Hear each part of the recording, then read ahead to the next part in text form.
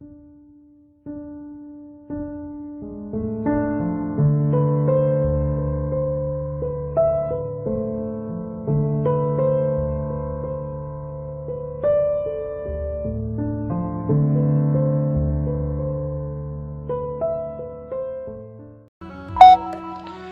dia a todos, aqui é o Edson Gomes, o Marcionita. Vamos para mais um vídeo do nosso canal Marcionita. Hoje eu estou expondo, uma matéria da BBC News, onde ele fala sobre as seitas antigas com as mulheres padres, Ou seja, ele destaca o marcionismo e mostra o que realmente a gente sempre pregou aqui, que as mulheres tinham o mesmo direito que os homens de exercerem papéis de liderança dentro da igreja marcionita. Então elas poderiam chegar até o bispado. Então não é só eu que falo isso, mas aí eu gostaria que vocês ouvissem, essa reportagem da BBC News. Se você gostou, deixa o seu like. Se você não é inscrito, se inscreve e nos ajude, a divulgar o máximo possível do marcionismo. E que nosso Senhor e Salvador Jesus Cristo vos abençoe. BBC lê. As seitas cristãs da antiguidade em que mulheres podiam ser padres. Reportagem de Edson Veiga, publicada pela BBC News Brasil em 6 de dezembro de 2023. Lida por Thomas Papon. Apesar de representarem um contingente muito significativo entre os fiéis, historicamente o papel das mulheres na Igreja Católica sempre foi relegado a um segundo plano. As funções sacerdotais, por exemplo, só podem ser exercidas por homens. Recentemente, é uma discussão latente e especialistas acreditam que, mesmo que provavelmente não nesse pontificado, seja uma questão de tempo até que elas sejam autorizadas a exercer papéis mais importantes dentro da hierarquia religiosa. Divulgado no fim de outubro de 2023, o documento final da Assembleia Ordinária do Sínodo dos Bispos, realizado no Vaticano em outubro passado, mais uma vez trouxe à tona a participação feminina dentro da Igreja. Entre os parágrafos do texto, o que teve menor consenso foi justamente o que dizia que a instituição deve considerar o diaconato feminino, restaurando uma prática da Igreja das Origens. De acordo com as regras do Sínodo, todos os pontos do relatório final precisam de aprovação da maioria dos participantes. Esse teve o maior número de votos contrários, 69, frente a 277 favoráveis.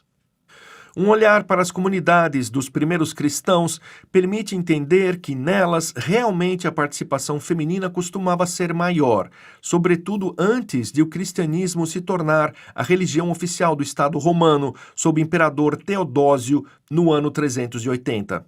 Mas nesse período, quase 2000 anos atrás, havia uma série de divergências teológicas, litúrgicas e organizacionais entre os diferentes grupos de seguidores de Jesus.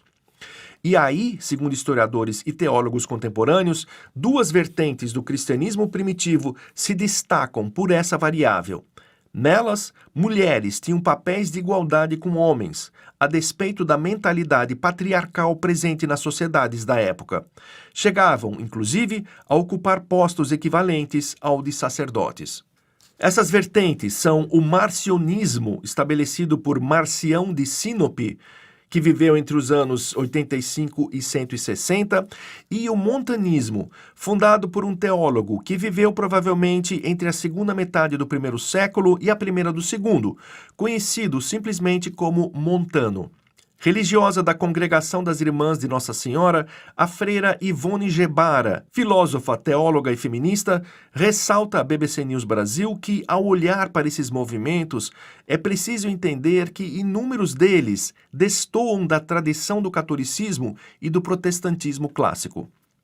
O marcionismo colocava as mulheres em condições de igualdade com os homens, nomeando-as diaconisas, sacerdotisas e até bispas, pontua a cientista das religiões Ana Cândida Vieira Henriques, doutora pela Universidade Federal da Paraíba, em artigo acadêmico publicado em 2017. No texto intitulado Sacerdócio Feminino, a Santa Sé frente aos desafios contemporâneos, ela acrescenta que essa prerrogativa se dava pela característica paulinista radical do marcionismo. Filho de um líder religioso considerado um bispo da cidade de Sinope, em uma província romana localizada onde hoje é a Turquia, Marcião começou sua carreira como assistente na equipe do pai. Mergulhou nos estudos daqueles ainda incipientes textos cristãos e, aos poucos, começou a achar que a maneira como a religião estava se desenvolvendo não seria compatível com os ensinamentos de Jesus. Viveu em Roma entre os anos de 142 e 143 e lá desenvolveu seu sistema teológico e passou a atrair seguidores. Entre seus pontos principais estava uma ruptura completa com o judaísmo. Ele não entendia o cristianismo como uma certa continuidade, mas como uma outra ideia religiosa. Para Marcião, o Deus dos judeus não poderia ser o mesmo que o Deus dos cristãos, já que a mensagem contida nos textos hebraicos, hoje constantes do Antigo Testamento da Bíblia cristã, apresentam um ser superior raivoso e vingativo, enquanto Jesus anunciava um Deus amoroso e que sempre perdoava. Sua tese era que o Deus dos judeus, portanto, aquele encontrado na Bíblia judaica, não poderia ser o mesmo Deus de Jesus. O Deus dos judeus, para ele, era um Deus sem equilíbrio, que desconhecia o amor. Um Deus muito ruim, contextualiza a BBC News Brasil o historiador André Leonardo Chevitarese, professor na Universidade Federal do Rio de Janeiro e um dos autores do livro Judaísmo, Cristianismo e Helenismo, ensaios acerca das interações culturais no Mediterrâneo Antigo. Mas o Deus de Jesus é aquele do amor, o Deus que quer congregar, pacífico, universal, compara ele. Marcião foi o primeiro a se preocupar em organizar um cânone dos textos cristãos. Muitos lembram disso como um embrião do que viria a se tornar a Bíblia. Em sua coletânea de escritos, contudo, ele descartou tudo o que lhe parecia contaminado pela tradição judaica. Assim, incluiu apenas o Evangelho de Lucas, retirando todas as menções que lhe parecessem muito ligadas aos hebreus. Ele entendia as referências aos profetas antigos e a Israel como interpolações que tinham sido inseridas a posteriori no texto original. O religioso incluiu, de modo especial em sua coletânea, as cartas de Paulo. Na verdade, 10 delas, e não as 13 da Bíblia de hoje. O marcionismo foi um grupo radicalmente paulino, surgido por volta do ano 140. De acordo com Marcião, Paulo havia sido o único entre as grandes lideranças do cristianismo que havia entendido a radicalidade daquilo que era o teor mais fundamental da mensagem de Jesus. Comenta a BBC News Brasil o teólogo e filósofo Pedro Lima Vasconcelos, professor na Universidade Federal de Alagoas e ex-presidente da Associação Brasileira de Pesquisa Bíblica. Esse ponto é muito importante porque lança luz sobre o entendimento que os adeptos dessa vertente passaram a ter sobre a participação feminina. Na literatura missivista produzida por Paulo de Tarso, autor daqueles que cronologicamente são considerados os textos mais antigos conhecidos a respeito de Jesus, há uma valorização feminina notável. Na Bíblia, 13 cartas são atribuídas a Paulo, embora hoje muitos pesquisadores defendem que apenas 7 seriam legitimamente de sua autoria. As demais teriam sido escritas por cristãos posteriores a ele, pois apresentam entendimentos discrepantes do que se sabe sobre a teologia paulina. Em uma dessas epístolas, a dirigida aos Gálatas, Paulo diz claramente que depois do batismo em Cristo não deve haver mais divisões e todos devem ser tratados em igualdade, não importam as condições. Não há mais nem judeu nem grego, já não há mais nem escravo nem homem livre, já não há mais o homem e a mulher, pois todos vós sois um só em Jesus Cristo, afirma Paulo. Esse texto patenteia isso, a igualdade entre homem e mulher, de maneira incisiva, analisa Pedro Lima Vasconcelos. Já na carta endereçada aos romanos, o missionário saúda Júnia, uma mulher que seria, segundo o texto, parte do grupo de apóstolos eminentes. Em Paulo, nós podemos vê-las, as mulheres, não só como ricas matronas que financiavam o movimento, mas como líderes e missionárias proeminentes.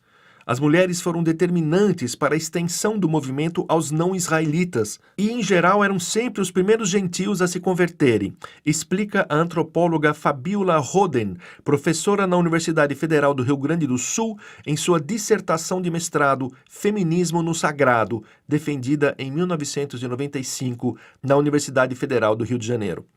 Assim, homens e mulheres eram tratados de forma igualitária, sem distinção, pelos seguidores do marcionismo. Por isso, atribui-se a essas igrejas o reconhecimento desse protagonismo feminino exercido em igualdade de condições com a liderança masculina, que também era exercida, pontua Vasconcelos. Isso deve ter sido resultante desse influxo paulino poderoso que se deu nas igrejas marcionitas, acrescenta.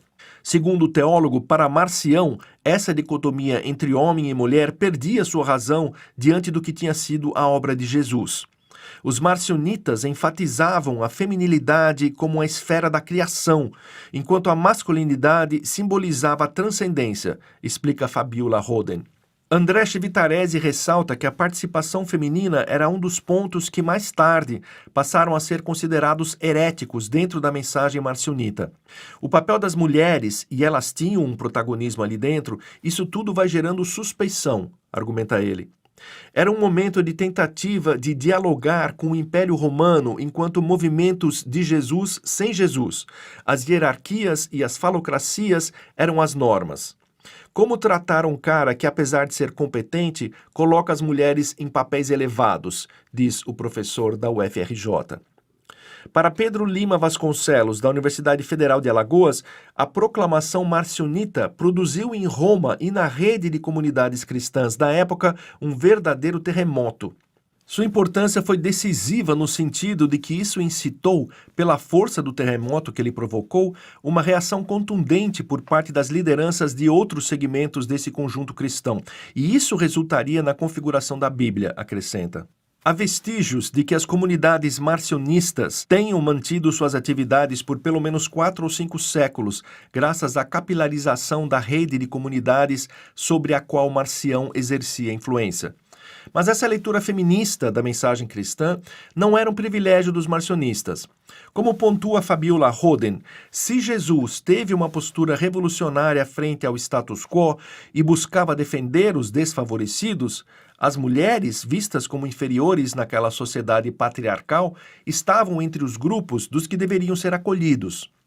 Jesus chama os oprimidos para compor o seu reino, e os oprimidos dos oprimidos são as mulheres, argumenta ela. Segundo sua interpretação, na escala dos rompimentos sociais necessários para se tornar um discípulo, estava também se abster de qualquer hierarquização relacionada aos papéis de gênero. A antropóloga explica que esse fator foi importante nos primeiros séculos do cristianismo, quando era ilegal, perseguida e clandestina. Nesse período, as comunidades precisavam se reunir nas casas de seus fiéis. A igreja doméstica oferecia, em virtude de sua localização, oportunidades iguais para as mulheres, já que tradicionalmente essa esfera era própria das mulheres e elas não eram excluídas das atividades ali realizadas, enfatiza ela. O movimento de Jesus não tinha nessa época sacerdotes e havia uma cooperação entre mulheres e homens que sai dos esquemas institucionais, pontua a teóloga Ivone Gebara. Não sabemos exatamente como era isso. Fazemos hipóteses que nos dão algumas justificativas àquilo que buscamos. Não há como repetir ou resgatar esse passado tão distante e tão manipulado pelos poderes desse mundo. Nossas análises e decisões devem estar ancoradas na justiça, no direito e, sobretudo, em nossas necessidades atuais, diz ela. André Vitarese lembra que nesses primeiros séculos do cristianismo é preciso entender os movimentos de Jesus sem Jesus como sendo multifacetados, todos eles produtores de literaturas em alguns desses casos. Ou se não produziram, temos autores falando sobre elas, pontua o historiador. Esses grupos, muitos, seguiram existindo por séculos.